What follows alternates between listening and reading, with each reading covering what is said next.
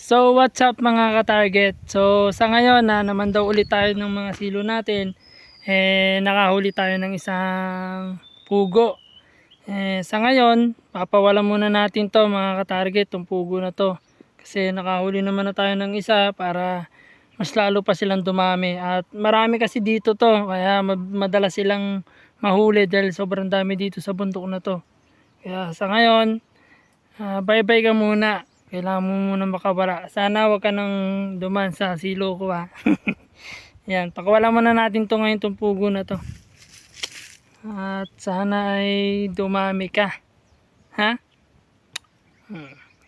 Kawala ka muna boy ha. Boy ka ba o girl? Pero sa tingin ko parang girl to.